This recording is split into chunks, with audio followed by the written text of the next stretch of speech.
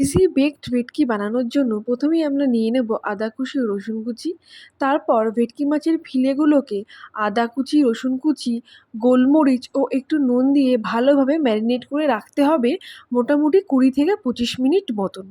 তারপর আমরা একটি প্যানের মধ্যে বাটার নিয়ে নেব, বাটারেই পুরো মাছটা ভাজা হবে। তো আমরা বাটার নিয়ে নিয়েছি এবং মাছের ফিলেগুলোকে ভালোভাবে একটার পর একটা প্লেস করে দিচ্ছি যাতে সুন্দরভাবে ভাজা হয়। তো তোমরা দেখতেই পাচ্ছ ভাজা অলরেডি হয়ে গেছে, একটু আলতো করেই ভাজতে হবে। তারপর আরেকটি কড়াইতে নিয়ে নেব 2 চামচ বাটার, কারণ আমরা এখানে হোয়াইট সস তৈরি করব। তো বাটারের মধ্যে আমরা নিয়ে নিয়েছি অল্প একটুখানি রসুন কুচি, তারপর নিয়ে নেব ময়দা এবং দুধ পরিমাণ মতন। ভালোভাবে ময়দাটাকে দুধের সাথে মেলাতে হবে যাতে ভালোভাবে একটা মিশ্রণ তৈরি হয়, একটু একটু ভারী থাকতে হবে মিশ্রণটা। তো তার মধ্যে দিয়ে দিতে হবে হলো মিক্সড হার্ব এবং চিলি ফ্লেক্স। এই দুটো কিন্তু আমাদের আজকের মেন ইনগ্রিডিয়েন্টস, মিক্সড হার্ব আর চিলি ফ্লেক্স, এবং চিজটা তো একটু পরেই আসবে। তো এরপর আমরা দিয়ে দেবো পরিমাণ মতো নুন, নুনটা আপনারা স্বাদ মতনই দেবেন।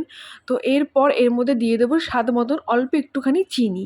তো ব্যাস এইটা নাড়িয়ে নিলেই আমাদের হোয়াইট সস তৈরি হয়ে যাবে। দেখো কি সুন্দর দেখতে হয়েছে। তো এরপর আমরা একটি কাচের বড় বাটি নিয়ে নেব, তার মধ্যে নিচে কিছুটা হোয়াইট সস মাখিয়ে নেব যাতে যখন ভেটকিগুলোকে আমরা ভাপে দেব নিচে লেগে না যায়। তো তারপর ভেটকিগুলোকে প্লেস করে এর ওপর বাকি যেটুকু সস থাকবে সেটুকু ভালোভাবে দিয়ে নিতে হবে যাতে প্রতিটা মাছের গায়ে থাকে। তো তোমরা দেখতেই পাচ্ছ এইভাবে তোমরা প্রতিটা মাছের গায়ে জিনিসটাকে স্প্রেড করে দিতে পারো। তো এরপর আমরা এর মধ্যে দেব হলো একটুখানি গোলমরিচ, তারপর দেব হলো আরও মিক্সড হার্ব, আর তারপর দিয়ে দেবো হলো চিজ, যেটা মেন ইনগ্রিডিয়েন্টস। তো চিজ আমরা একটু বেশি করেই দেবো, আপনারা যতটা চিজ খেতে পারবেন বা ভালোবাসেন সেই অনুযায়ী দেবেন। তো তারপর আমরা দিয়ে দেবো হলো চিলি ফ্লেক্স।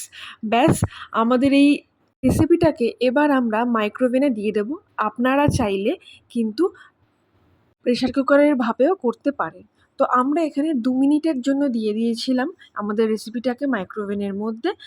এরপর তৈরি হয়ে যাবে আমাদের চিজি বেকড ভেটকি। তো তোমরা দেখতেই পাচ্ছ ফাইনাল লুক, খেতে কিন্তু ইয়ামি, গরম গরম সার্ভ করলে দারুণ লাগবে। আজকের জন্য বাই।